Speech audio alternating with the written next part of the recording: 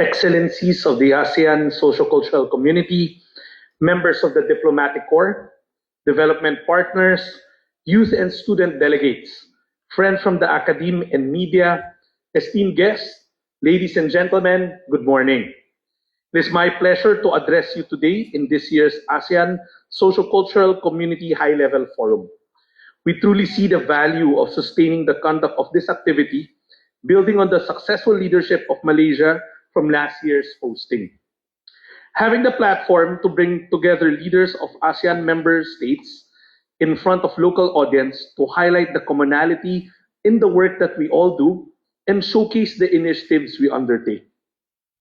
This kind of activity presents an avenue to start conversations and gain new perspectives in dealing with the multiple concerns of the region. For ASEAN community to appreciate and really be involved. At the heart of our commitments and priorities lies one fundamental principle: the quality of life of our peoples.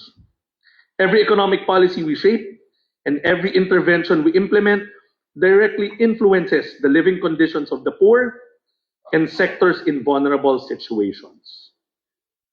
However, challenges continue to threaten the day-to-day situation of our populations, making it difficult to change the tide of present-day circumstances.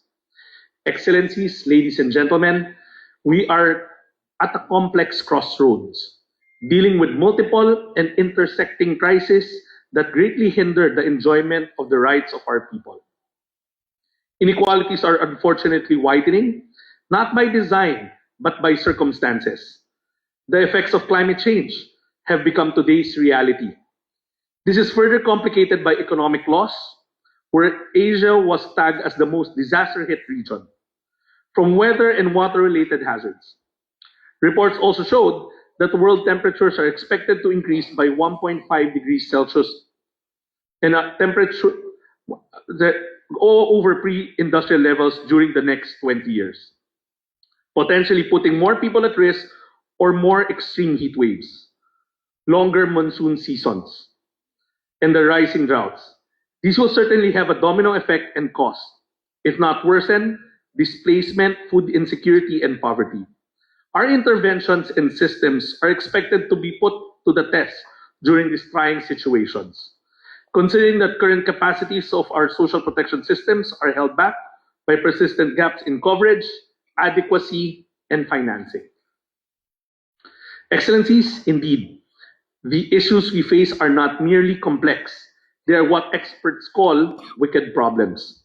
Wicked problems are deeply interconnected, constantly evolving, and resistant to single sector or short-term solutions.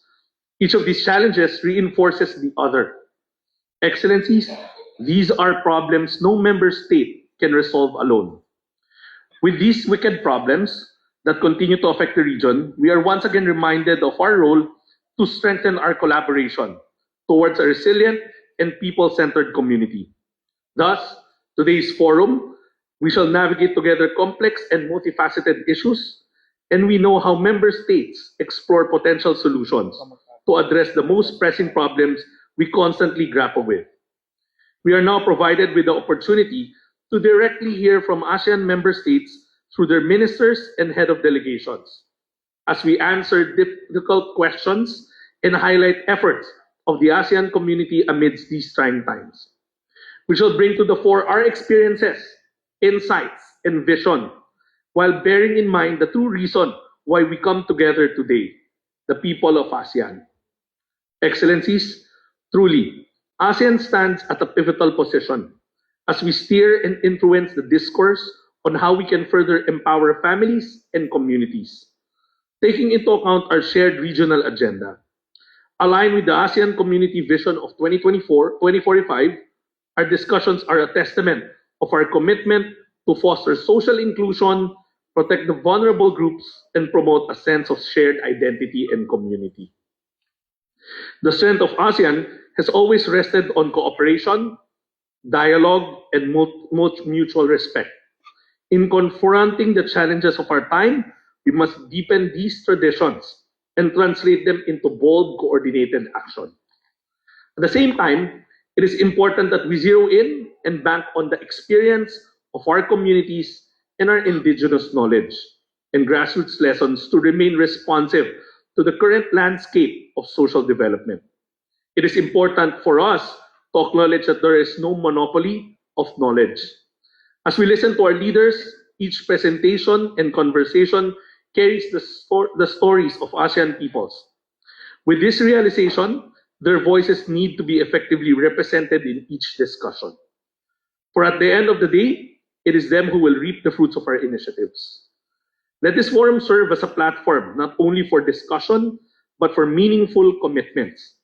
Let us leverage on collective experience and shared innovative practices, and strengthen partnerships across governments, development institutions, civil society, academia, and the private sector.